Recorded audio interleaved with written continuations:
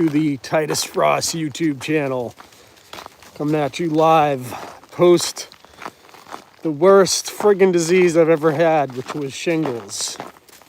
And with that being said, shout out to Mike Wick, the brother of John Wick, who helped me slay shingles with a friggin' miracle cure in less than 2 weeks.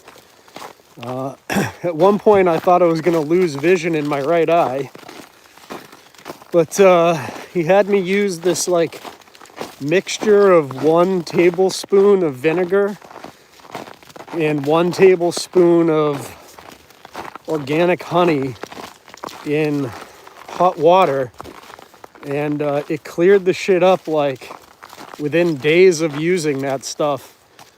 And now I'm almost back to normal, still having headaches and stuff, but I've had some pretty major injuries in my day.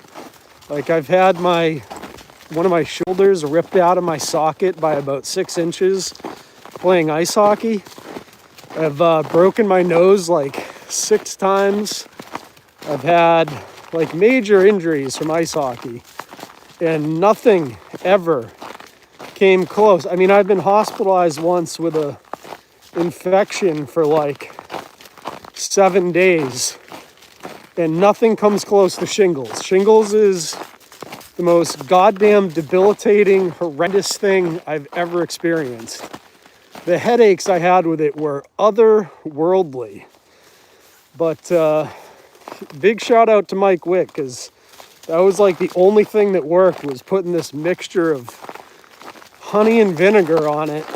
And I guess that comes from some doctor up in the Green Mountains. So huge thank you to him for that.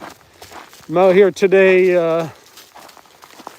going for a little walk, and I just had some things to say because I'm not going to be able to get onto the platform to do like a proper live stream for at least a couple more days because I have stuff planned. And I was kind of hoping to go live tonight, but I got plans for tonight.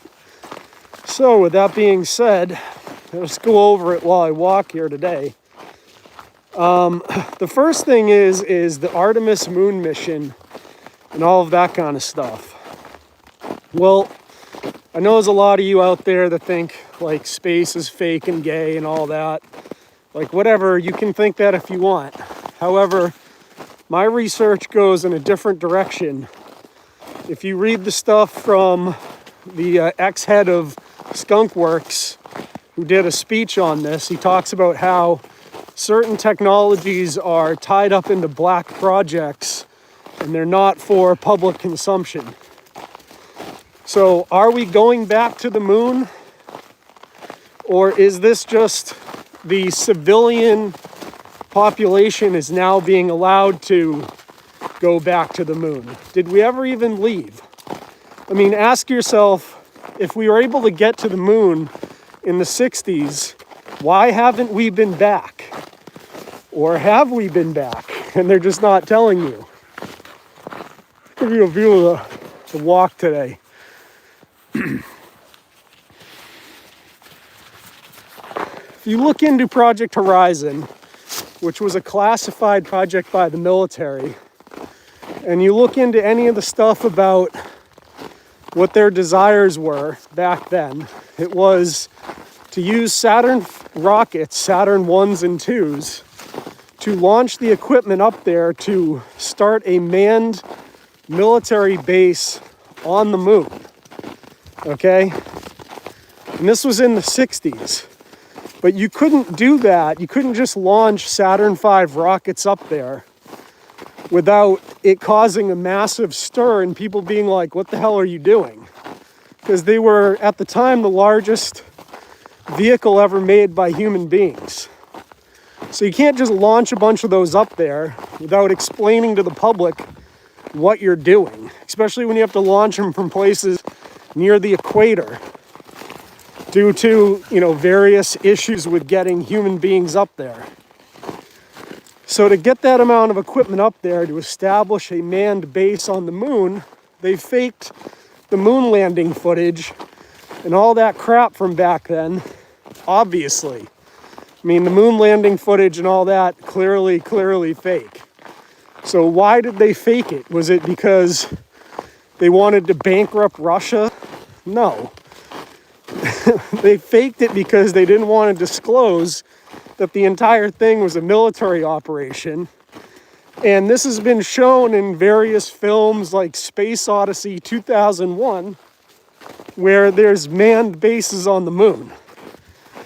And speaking of Lockheed Skunk Works, which one of the former founders of that disclosed all this information to the public, they have come out now and given you another film showing you exactly what's going on called Ad Astra. If you haven't seen this, it's starring Brad Pitt. And once again, there's a manned base on the moon, and that is what allows them to extend out to other planets like Mars, where they probably have stuff going on up there as well. But it's all military. It's not civilian stuff. So now that civilian space travel is not far away, they're having to open up the moon again.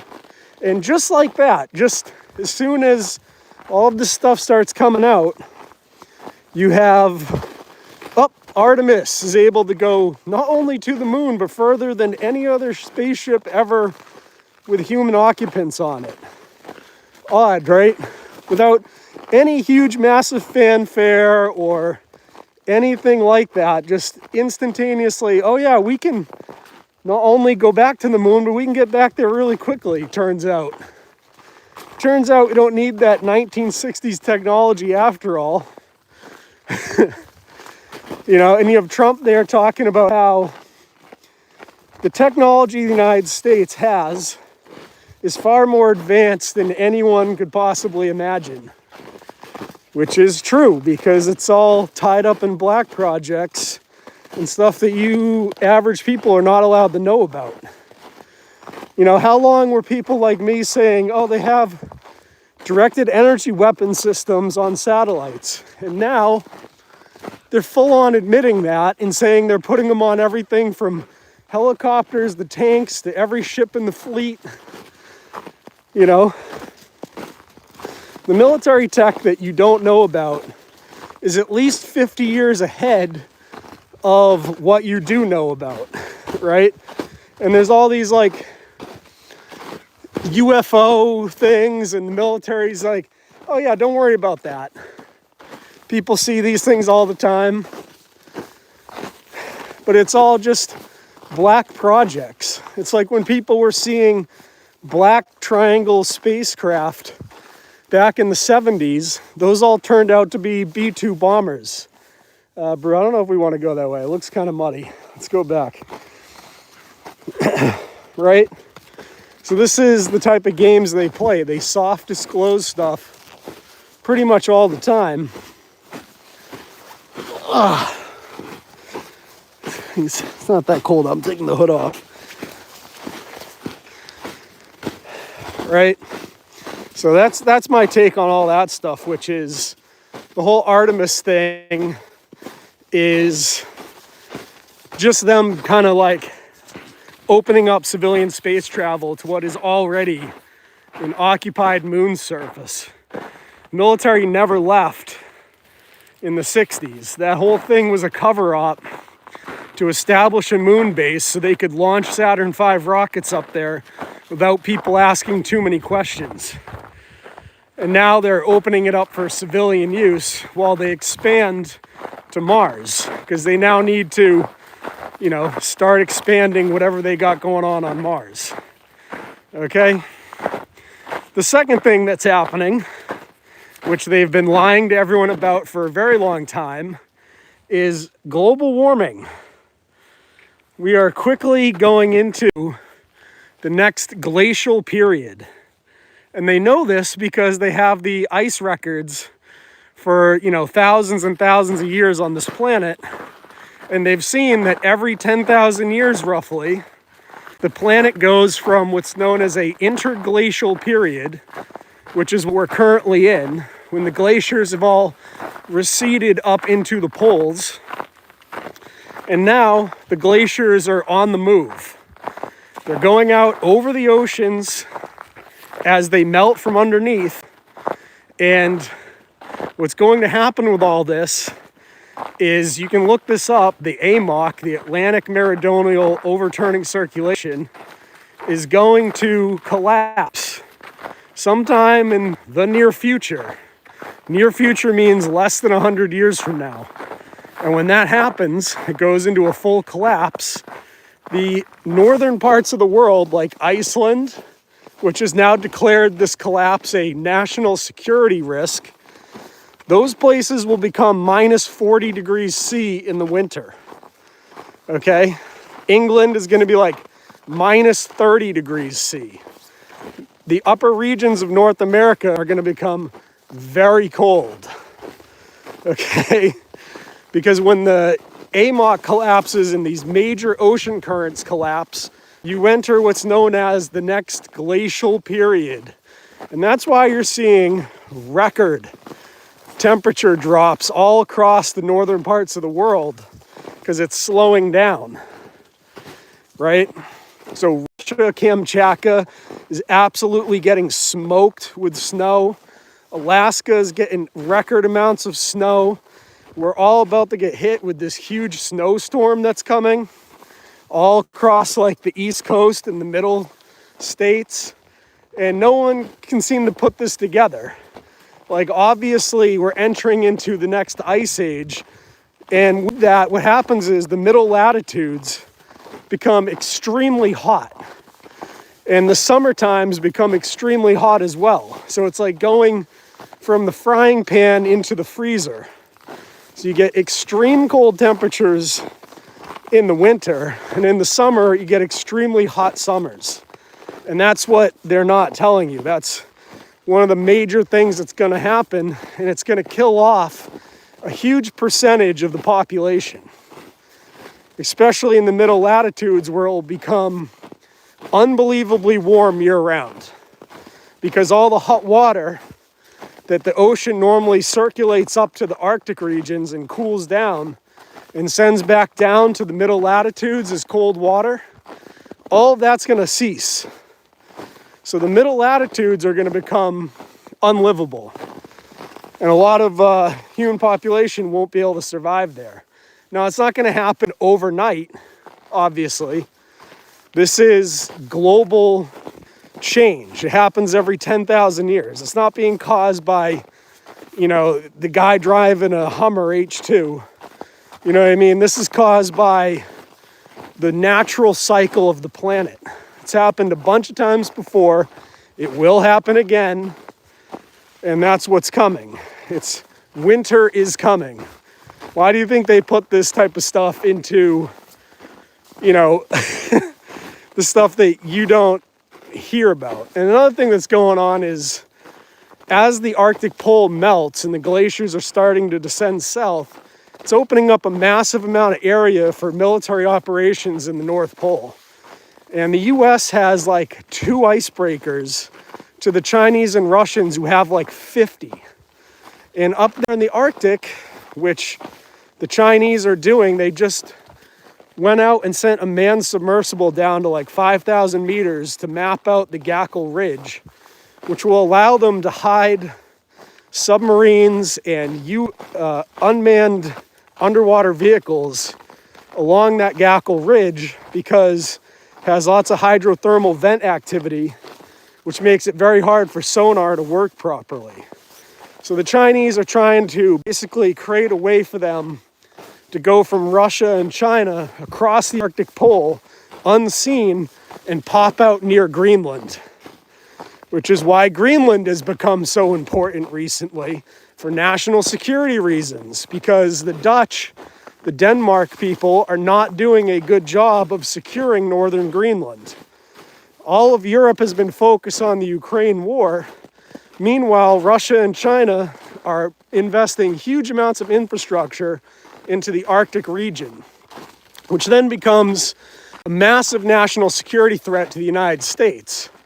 And of course, Canada is doing all types of stupid deals with the Chinese, which is also not good because they're not doing their job up in the Arctic regions and securing the underwater ways that the Chinese and Russians, who have a very good, especially the Russians, have extremely good underwater warfare capabilities. You know, the Russians don't have great surface fleet. They have like one aircraft carrier. But underwater, the Russians and the Chinese are not like terrible. And if they keep investing all this stuff up there, it's not good. Okay? What else is going on out there in the news?